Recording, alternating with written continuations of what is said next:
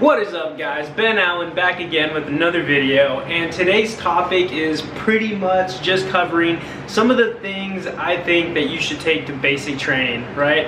But we're gonna jump right into it, so without further ado, let's get to it.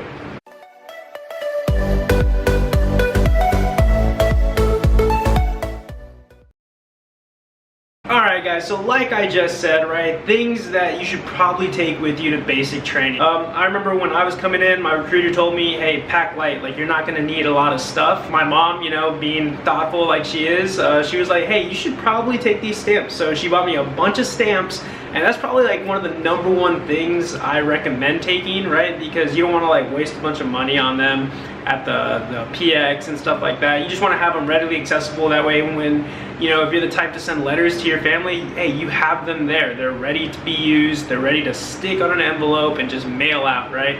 During mail call and stuff like that. And talking about mail, right? An address book, pretty much, right? Because if you're like me, I really don't know a lot of addresses, especially mailing addresses. So it's good, just the people that you want to stay in contact with, hey, write those addresses down, because I don't remember anything. I don't even remember like my own phone number unless I'm looking at it on my phone. And you're probably not gonna have your phone in basic training, so it's good to write them down. So an address book as well, I would recommend taking. Yeah, so stamps, address book, some personal hygiene items, right?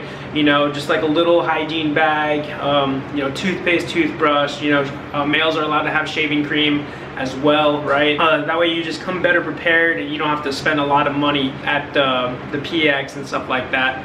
Also, pretty much all your paperwork, right? So, like your social security card, like any a form of payment, birth certificate, stuff like that, like in your packet, ready to go, your orders and things, just so you're readily accessible, like they know who you are.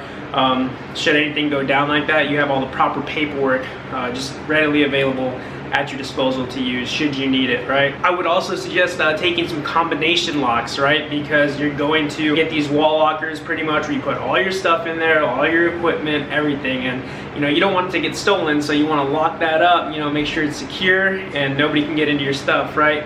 But again, guys, most of the stuff that I'm listing, you can buy at the PX there, but it just save you some time, some hassle. I know when I was going in, also, they said you could, we were allowed to bring our own running shoes. You didn't have to go and buy them from the PX or stuff like that. And even then, you still get taken there and you get fitted for your shoe size, and they recommend that you buy those shoes because the ones that they have there at most basic trainings are better suited for running and stuff like that. So that's something to think about. Do you want to take your own running shoes, or do you just want to wait until you actually get there and stuff like that? But I suggest bringing your own, because that's what I did, and I wore them all through basic.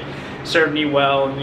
Had to retire them afterward because you do a lot of PT in the morning. It's just PRT stuff. You do run and your shoes will get worn out, so just something to prep for, if you want to put it that way. Also, guys, a change of clothes, right? Like just so once you graduate basic training, should you fly to your next duty station or AIT, I mean, you can be in your civilian clothes. That way you're not like a target. I know when I finished basic, we just took a bus to AIT, but once I finished AIT, we flew over to where I'm stationed at currently, and I flew in uniform, but that was before they like changed all the rules and stuff. But yeah, so just an extra change of clothes, just to have. That way if you're staying at a hotel prior to going to basic, you just have something to change into, so fresh set, stuff like that.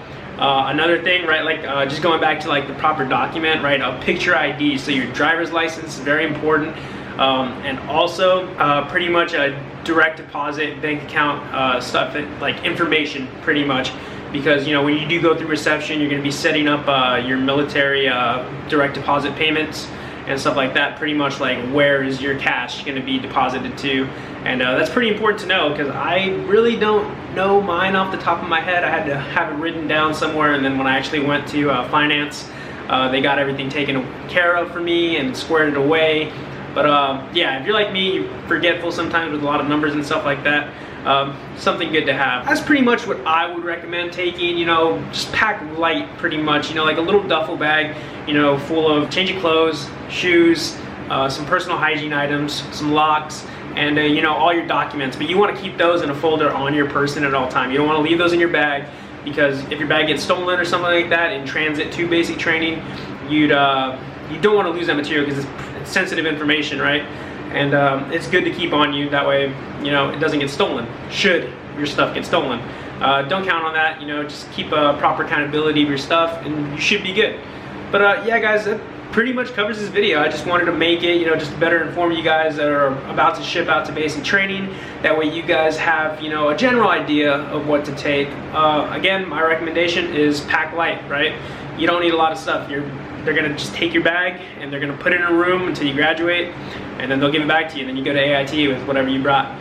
But yeah guys, that's pretty much it. I hope you enjoyed this video. If you guys want more basic training related videos to better help prepare you for basic training, I'd be more than happy to make them.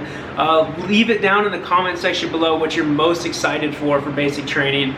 I'd love to hear it, love to connect with you guys. Also, please like, comment, and subscribe, you know, on these videos. Share these to all your friends that may or may not be shipping out, right? If you're shipping out, cool. If you know somebody that is, share this video with them. It'll probably help them out.